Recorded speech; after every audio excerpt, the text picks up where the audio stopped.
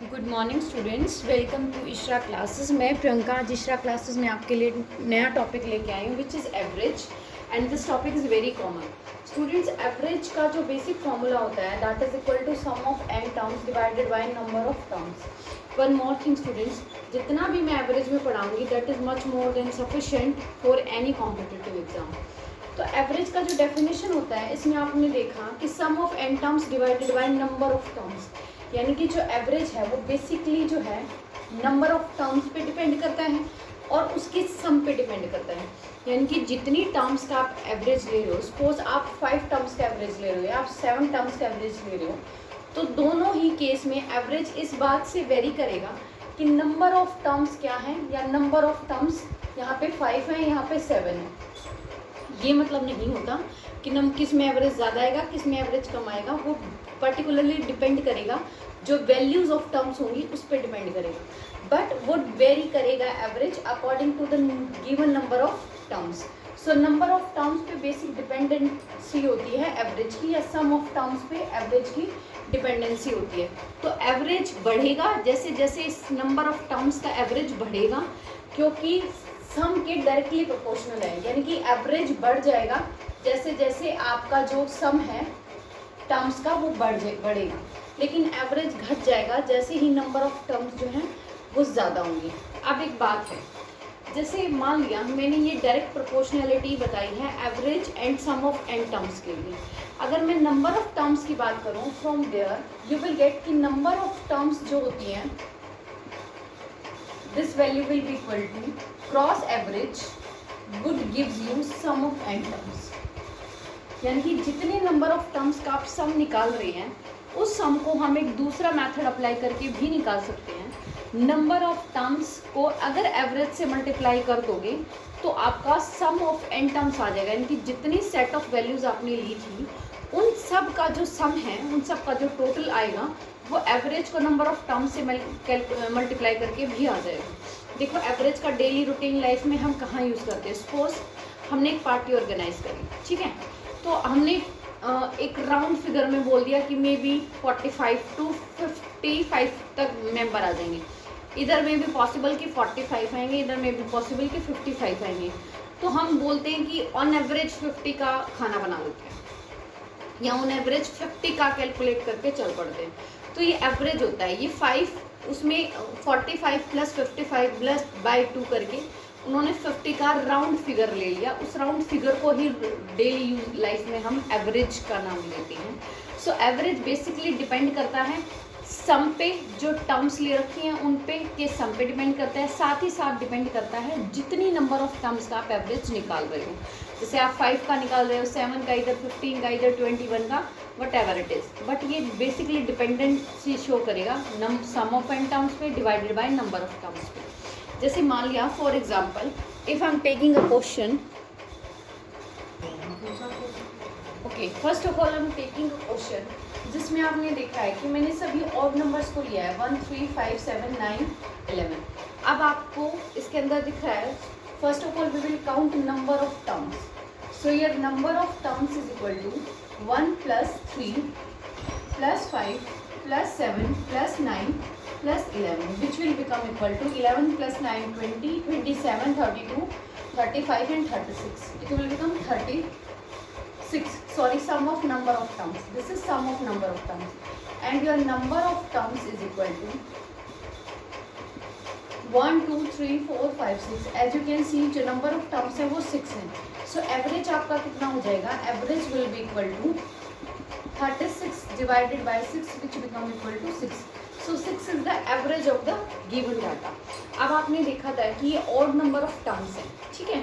अगर आप odd number of terms में किसी और फर्दर क्वेश्चन के लिए लोगे कि आपने ऑल्टरनेट नंबर्स ले रखे हैं, जैसे for example I am taking another question in which all the even numbers are I am taking, ठीक है। सपोज करो नंबर ऑफ टर्म्स अगेन मैंने 6 ले लिए, so your number of terms is equal to 6 and sum of terms will be equal to 2 plus 4 plus 2 6 12, then it will become 18 plus 2 20 30, and then it will become 42 divided by 6, so it will become 7, it will become 7। तो आप यहाँ से एक बात note down कर सकते हैं, write it as a star mark, कि जब भी आपकी जो टर्म्स हैं उनके बीच का डिफरेंस जो है वो हमेशा सेम रहेगा। जैसे यहाँ पे 2 का डिफरेंस था, यहाँ पे 2 का डिफरेंस था, यहाँ पे 2 का डिफरेंस था, यहाँ पे 2 का डिफरेंस है, then again there will be difference of 2। जब भी 2 का डिफरेंस आपकी किसी भी डाटा में रहेगा या 1 का डिफरेंस रहेगा, तो आप नंबर ऑफ टर्म्स पहले देख लीजिए। जैसे सपोज करो 1 2 3 4 5 6, देयर इज 6 टर्म्स। सो आप ऐसे साइड बाय साइड काउंट कर सकते हैं, but it should be in pair. अब आप देखो बीच में आपके पास 2 टर्म बची हैं, 5 + 7। सो 5 + 7 divided by 2, it will become 12/2 and answer would be 6. So 6 would again be your average. Basically इस क्वेश्चन में भी देखिएगा, इस वाले डाटा में आपके पास नंबर ऑफ टर्म्स 6 हैं। जब आपके पास नंबर ऑफ टर्म्स इवन होंगी, that will be the case, तो आप जो है साइड वाले डाटास को कैंसिल करोगे, बीच में जो 2 टर्म हैं उन दोनों टर्म्स को ऐड करोगे, तो उसके बाद उसको 2 से डिवाइड करोगे, then you will get the answer. Here again 6 + 8 divided by 2, it will gives you 14/2, which will gives you 7. This will be your answer.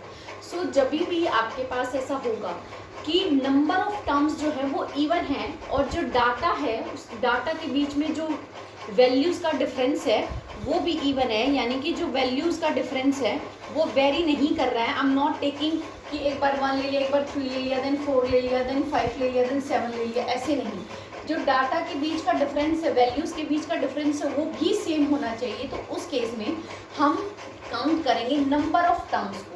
Will count number of terms. Suppose I am taking one more example. In this example, suppose I am taking 5 terms or 7 terms.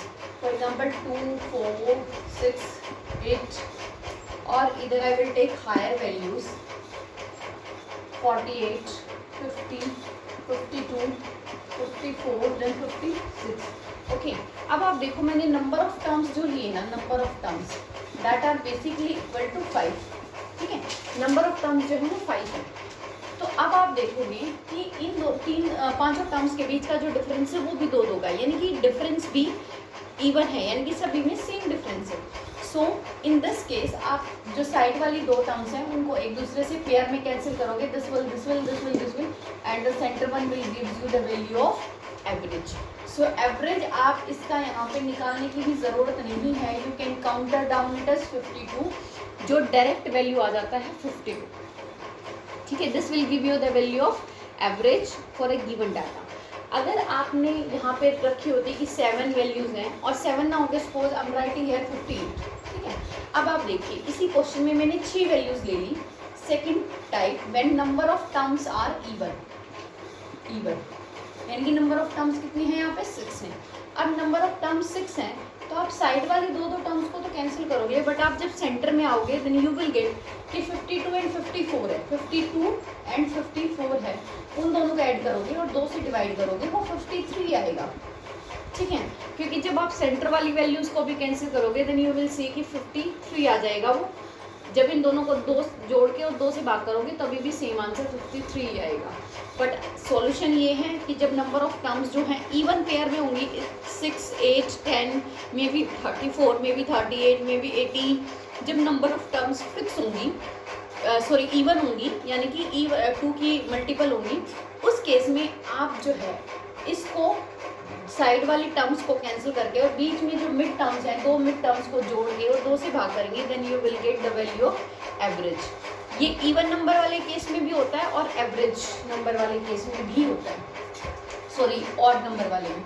So even और odd number वाला case आप जब भी solve करोगे then you will find, सबसे पहले आपको ये देखना है इवन और ऑड टर्म्स के लिए, सबसे पहले आप ये देखेंगे कि डाटा के अंदर फर्स्ट स्टेप इज योर जो डिफरेंस है between values should be even, difference between values should be even,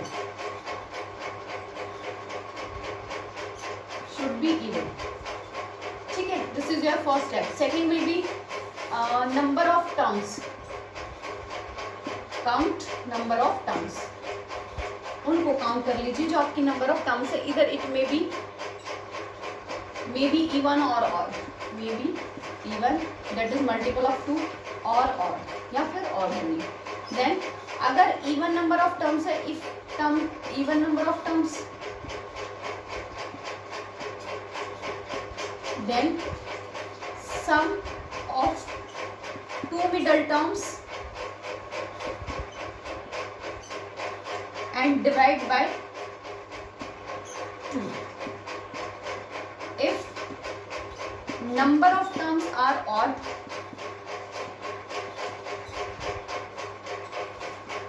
then the middle term will give you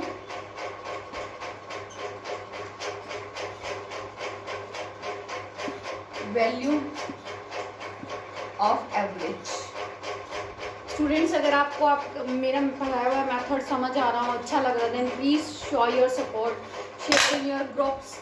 अपने फ्रेंड्स को भी बताइएगा कि हाँ पे मैं बहुत बेसिक से आपको पढ़ा रही हूँ, ताकि जिस बच्चे को पहले से दिक्कत हो उसको भी दिक्कत ना रहे और सब सीख पाए। ठीक है, दिस इज द मेथड जब नंबर ऑफ टर्म्स के बीच का जो डिफरेंस होगा वो सेम होगा। अब हम ये देखेंगे कि डिफरेंस कई बार 1 का भी आ जाता है। जैसे सपोज कोई भी कॉन्जिक्यूटिव टर्म्स मैंने ले ली, सपोज हम टेकिंग 2, 3, 4, 5, 6। अब आपने देखा इसमें कि मिड टर्म्स जो हैं, सॉरी जो टर्म्स के बीच का डिफरेंस है वो इवन है, सब में एक का डिफरेंस है। सेकेंडली जो नंबर ऑफ टर्म्स हैं, नंबर ऑफ टर्म्स जो है इस केस में वो इवन ऑड है, which is equal to 5।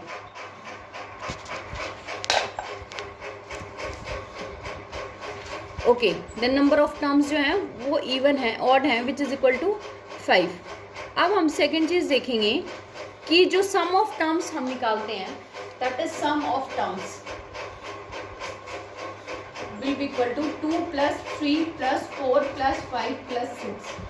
So divided by 5, it will gives you 5, 9, 14, 20, 20 by 5 by 4.